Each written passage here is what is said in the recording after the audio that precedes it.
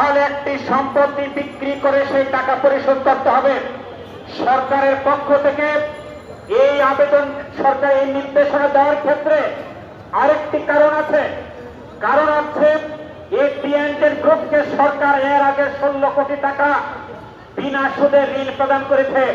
সুতরাং সরকার প্রায় 16 কোটি টাকা, আর আমাদের ফেব্রুয়ারি মাস পর্যন্ত আমরা 17 কোটি 18 কোটি টাকা যা প্লাস করেছি, হিসাব করেছি, তার সাথে এখন নতুন করে সার্ভিস বেনিফিট যুক্ত করে যে কত টাকা হবে সেই টাকাটা এই মালিকের কাছে পাওনা।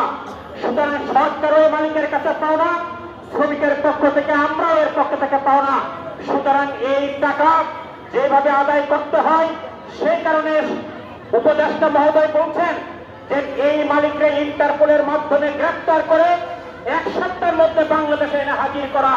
সেই মালিক হাজির করানোর মাধ্যমে সেই মালিককে নিয়ে তার যত স্থাবর অস্থাবর সম্পত্তি আছে তা প্রয়োজনে বিক্রি করার মধ্য দিয়ে শ্রমিকদের পাওনা দিতে হবে। আমরা বিষয়টি সচিব মহোদয়কে বলেছিলাম, এই যে 15 দিন 1 মাস সময় লাগতে পারে, এই সময়ের মধ্যে আমাদের শ্রমিক ভাই বোনেরা কি করবেন। তিনিও বিনয় প্রকাশ করে তিনি বলেছেন যে এই বিষয়টিতে আসলে